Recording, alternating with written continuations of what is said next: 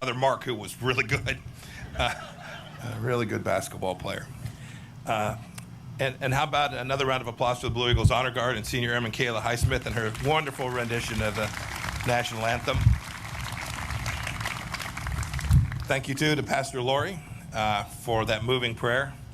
And I want to thank Hugh Hewitt and the Nixon Foundation for your invitation to speak at this important American institution. It's great to be sung to by an Air Force person, introduced by a Marine, and they let the Army guy in front of the Navy guy's house. It's all good. It's an honor to be here in Yorba Linda, where Nixon's father built the house in which he was born and raised. To all the Nixon Center board and staff who made today possible. It's difficult in these times.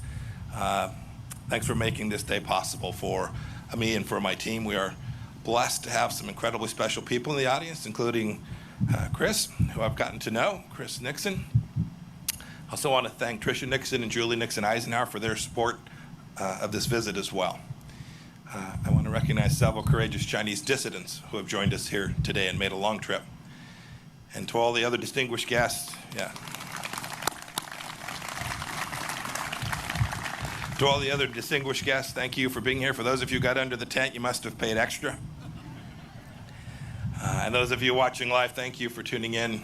And finally, as the governor mentioned, I was born here in Santa, not very far from here. I've got my sister and her husband in the audience today. Thank you all for coming out. I bet you never thought that I'd be standing up here. My remarks today are the fourth set of remarks in a series of China speeches that I asked National Security Advisor Robert O'Brien, FBI Director Chris Wray, and the Attorney General Barr to deliver alongside me. We had a very clear purpose, a real mission, was to explain the different facets of America's relationship with China. The massive imbalances in that relationship that have built up over decades, and the Chinese Communist Party's designs for hegemony. Our goal was to make clear that the threats to Americans that President Trump's China policy aims to address are clear, and our strategy for securing those freedoms established. You know, Ambassador O'Brien spoke about ideology. FBI Director Wray talked about espionage. Attorney General Barr spoke about economics. And now my goal today is to put it all together for the American people and detail what the China threat means for our economy, for our liberty, and indeed for the future of free democracies around the world.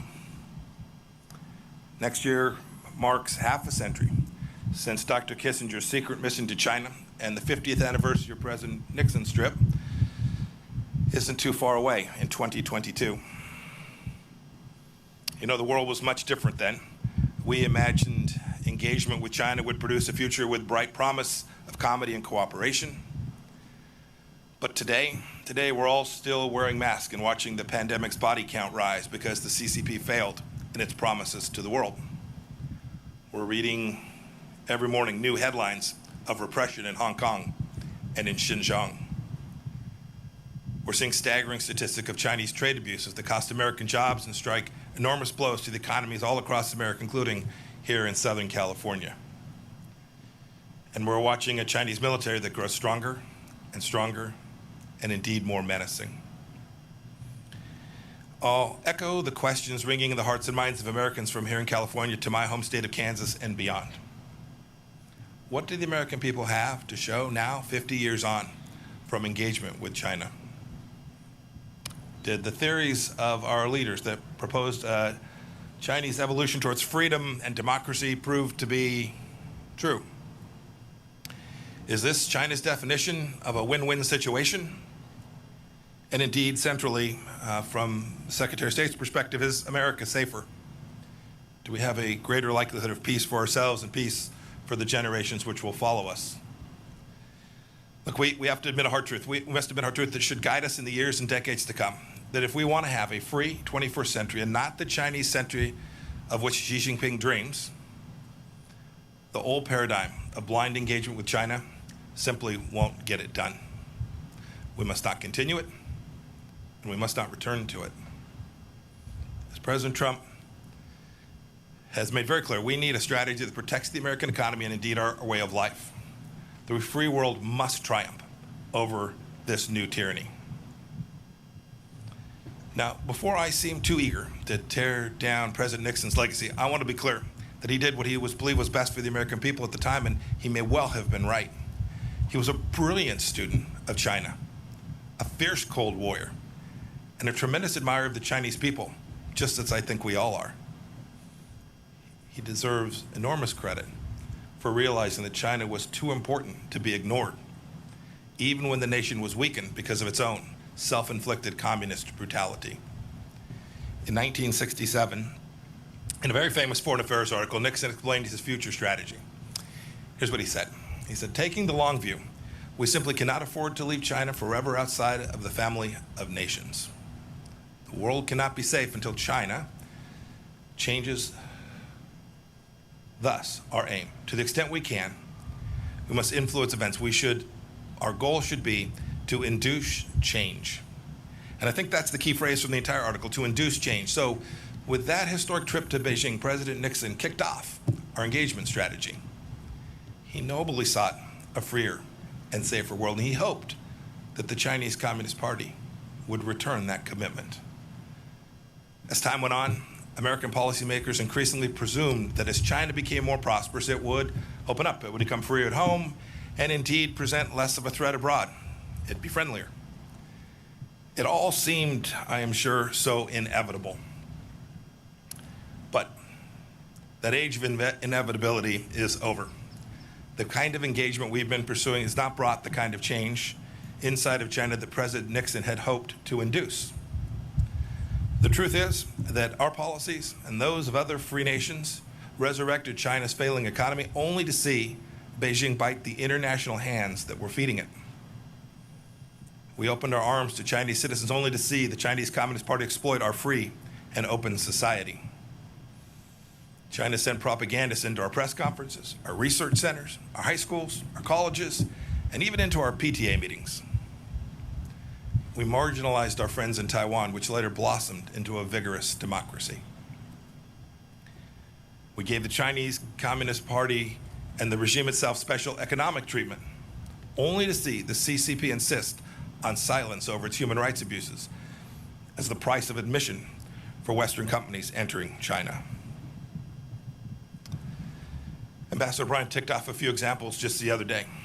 Marriott, American Airlines, Delta, United all removed references to Taiwan from their corporate websites so as not to anger Beijing. And Hollywood, not too far from here, the epicenter of American creative freedom and self-appointed arbiters of social justice, self-censors even the most mildly unfavorable reference to China. This corporate acquiescence to the CCP happens all over the world too. And how has this corporate fealty worked? Is its flattery rewarded?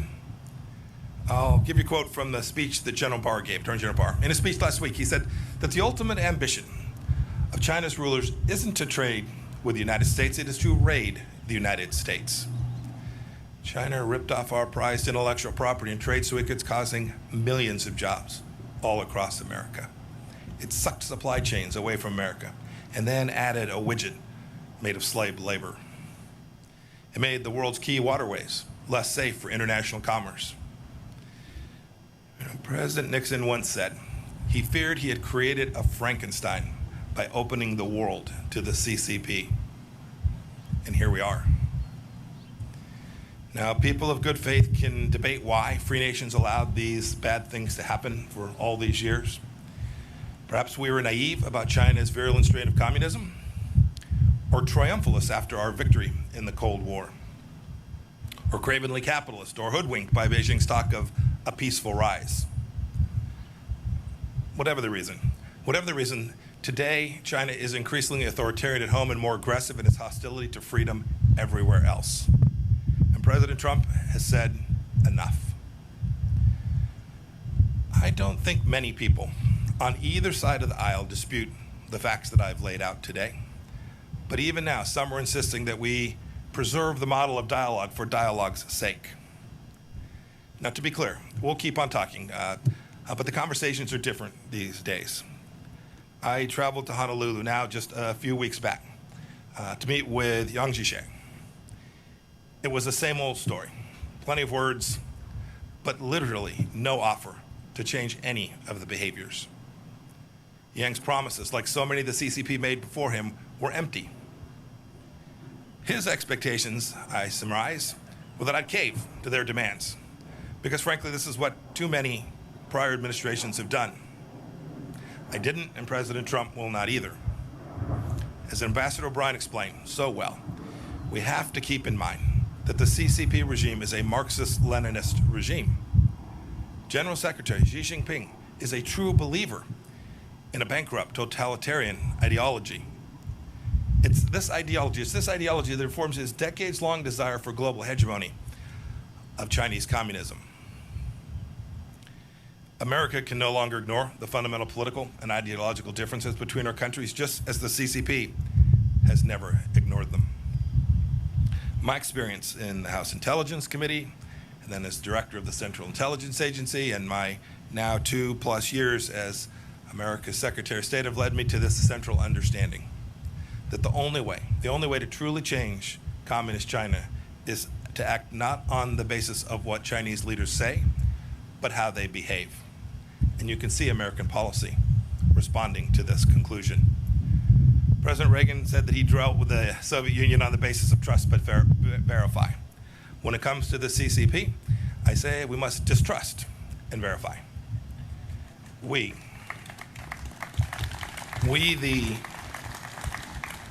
the freedom-loving nations of the world must induce China to change, just as President Nixon wanted. We must induce China to change in more creative and assertive ways because Beijing's actions threaten our people and our prosperity. We must start by changing how our people and our partners perceive the Chinese Communist Party. We have to tell the truth. We can't treat this incarnation of China as a normal country just like any other. We know that trading with China is not like trading with a normal law-abiding nation. Beijing threatens international agreements treats international agreements as suggestions, as conduits for global dominance.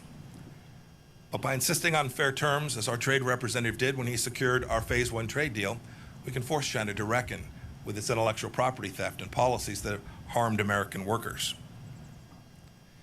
We know, too, that doing business with a CCP-backed company is not the same as doing business with, say, a Canadian company. They don't answer to independent boards, and many of them are state-sponsored and so have no need to pursue profits. A good example is Huawei. We stopped pretending Huawei is an innocent telecommunications company just showing up to make sure you can talk to your friends. We've called it what it is, a true national security threat, and we've taken action accordingly. We know, too, that if our companies invest in China, they may wittingly or unwittingly support the Communist Party's gross human rights violations. Our Departments of Treasury and Commerce have thus sanctioned blacklisted Chinese leaders and entities that are harming and abusing the most basic rights for people all across the world. Several agencies have worked together on a business advisor to make certain that our CEOs are informed of how their supply chains are behaving inside of China. We know too that not all Chinese students and employees are just normal students and workers that are coming here to make a little bit of money and to garner themselves some knowledge. Too many of them come here to steal our intellectual property and to take this back to their country. The Department of Justice and other agencies have vigorously pursued punishment for these crimes. We know that the People's Liberation Army is not a normal army too. Its purpose is to uphold the absolute rule of the Chinese Communist Party elites and expand a Chinese empire, not to protect the Chinese people. And so our Department of Defense has ramped up its efforts, freedom of navigation operations out throughout the East and South China Seas and in the Taiwan Strait as well. And we've created a space force to help deter China from aggression on that final frontier. And so too, frankly, we built out a new set of policies at the State Department dealing with China, pushing President Trump's goals for fairness and reciprocity to rewrite the imbalances that have grown over decades. Just this week, we announced the closure of the Chinese consulate in Houston because it was a hub of spying and intellectual property theft. We reversed 2 weeks ago 8 years of cheek turning with respect to international law in the South China Sea. We've called on China to conform its nuclear capabilities to the strategic realities of our time. And the State Department at every level, all across the world, has engaged with our Chinese counterparts simply to demand fairness and reciprocity. But our approach can't just be about getting tough. That's unlikely to achieve the outcome that we desire. We must also engage and empower the Chinese people, a dynamic, freedom-loving people who are completely distinct from the Chinese Communist Party. That begins with in-person diplomacy.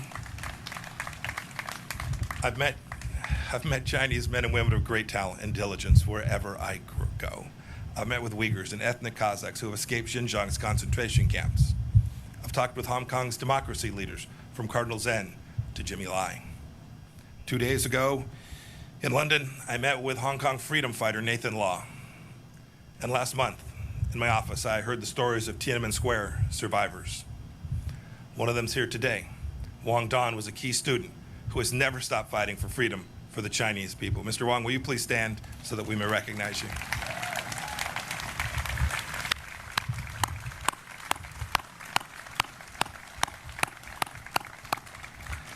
Also with us today is the father of the Chinese democracy movement, Wei Jinsheng. He spent decades in Chinese labor camps for his advocacy. Mr. Wei, will you please stand?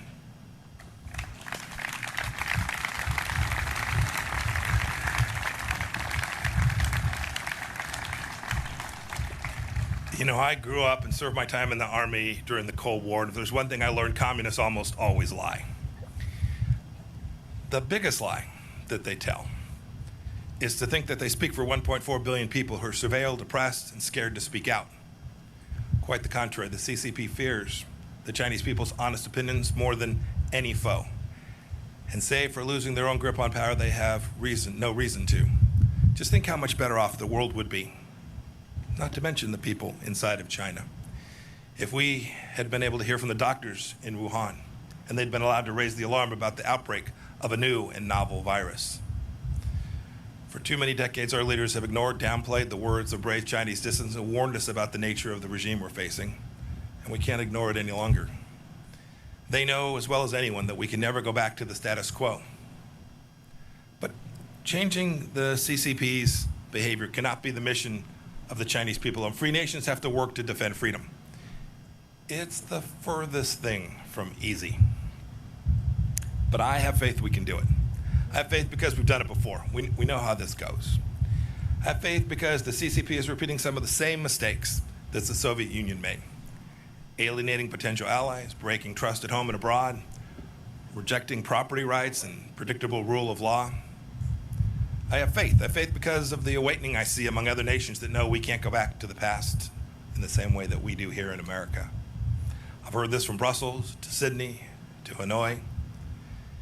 And most of all, I have faith we can defend freedom because of the sweet appeal of freedom itself. Look at the Hong Kongers clamoring to emigrate abroad as the CCP tightens its grip on that proud city. They wave American flags. It's true. There are differences. Unlike the Soviet Union, China is deeply integrated into the global economy. But Beijing is more dependent on us than we are on them.